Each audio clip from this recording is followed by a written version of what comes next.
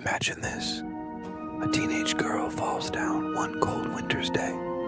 She falls into a deep sleep, and when she finally opens her eyes, decades have passed, yet she hasn't aged a day.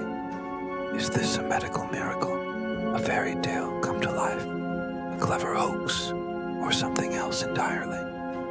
This is the perplexing story of Karolina Olsson, the sleeping beauty of Okno.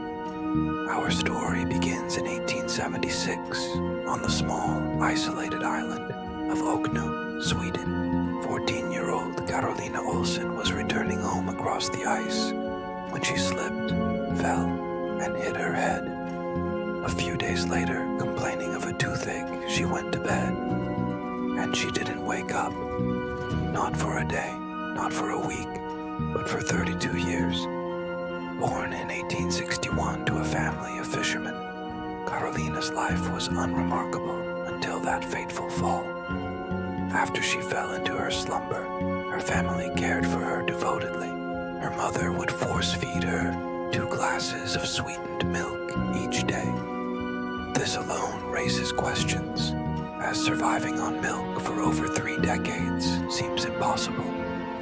Yet, according to her family and neighbors, that's exactly what happened. Word of the sleeping girl of Okno spread slowly at first, but eventually it captured the nation's attention. Newspapers ran sensational headlines, turning Karolina into a celebrity. Doctors and curious visitors flocked to the remote island to witness the phenomenon for themselves. They found a young woman lying peacefully in bed, her body seemingly preserved in a state of youth. Her hair and fingernails didn't appear to grow, and she showed no signs of muscle atrophy, which would be expected after years of inactivity. The family reported that she would sometimes sit up and mumble prayers, but would quickly return to her comatose state. Physicians were baffled. They pricked her with needles, but she didn't flinch. They tried various treatments, all to no avail. The local doctor visited regularly, but his records were sparse, simply noting her condition as dvala, a Swedish word for dormancy or hibernation.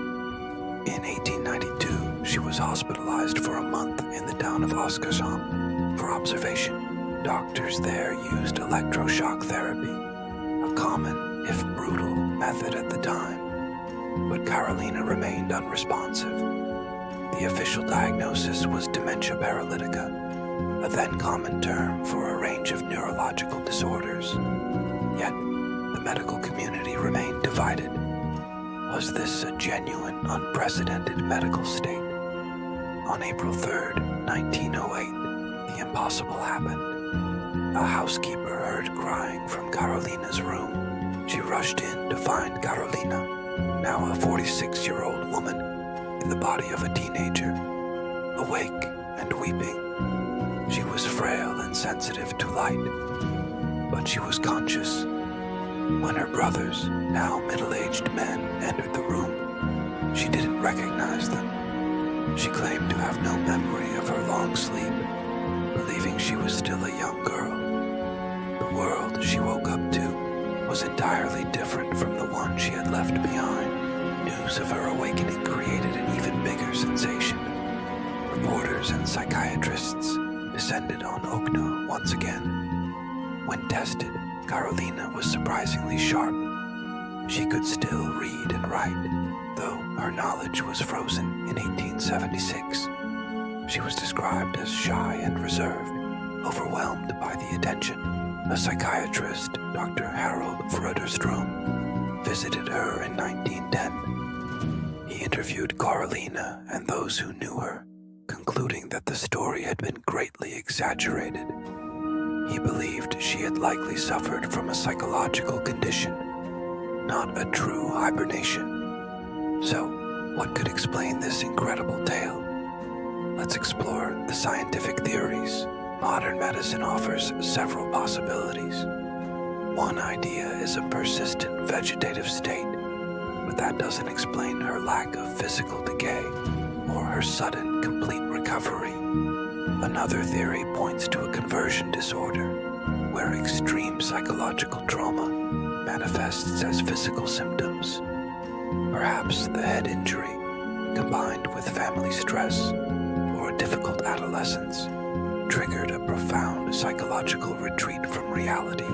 This could explain why she seemed to be faking to some, while genuinely unresponsive to others. It was her mind, not just her body, that was in a state of suspended animation. Catatonia, a state associated with schizophrenia, where a person can become motionless and unresponsive for long periods, is another contender. However, catatonia is typically episodic and wouldn't last for 32 years straight without severe physical consequences.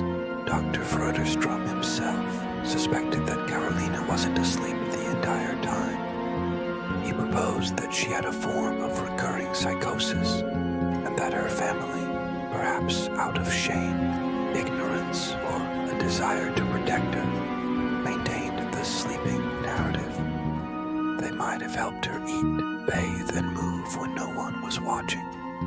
This theory of psychiatric malingering or faking an illness is rare on such a grand scale, but it would explain the lack of physical atrophy and the seemingly miraculous survival on milk alone. We also have to consider the cultural context. In 19th century rural Sweden, beliefs in folklore and miracles were still strong. The story of a sleeping beauty was far more compelling than a tale of mental illness. Journalists, eager for a sensational story, likely amplified the miraculous aspects and downplayed the inconsistencies. The narrative was shaped as much by cultural hunger for the extraordinary as it was by the facts of the case. The limitations of 19th century medicine and record-keeping also mean that crucial details may have been misinterpreted or lost forever. The term hibernation was used more as a descriptive label than a precise medical diagnosis. After she woke up, Karolina Olsson lived a quiet and modest life. She worked as a housekeeper and was known as a pleasant, if somewhat withdrawn, woman. She never sought fame or fortune from her strange experience and consistently maintained that she remembered nothing of the lost years. She passed away in 1950 at the age of 88, taking the full truth of her long sleep with her to the grave. Her life is memorialized by a simple timeline. Born 1861, fell asleep 1876, awoke 1908, died 1950. The case of Karolina Olsson remains one of history's most fascinating medical mysteries. It's a story that sits at the crossroads of medicine, psychology, and folklore. Was she a medical marvel who defied our understanding of human biology? Or was she a troubled young woman whose family and community wove a protective, if misleading, legend around her? The evidence is ambiguous, leaving room for doubt and wonder. So, what do you think? Was Karolina Olsson's 32-year slumber a true medical miracle, or a complex psychological case misinterpreted by the science and culture of her time? Let me know which explanation makes the most sense to you in the comments below. Thanks for joining us on this journey into the unexplained.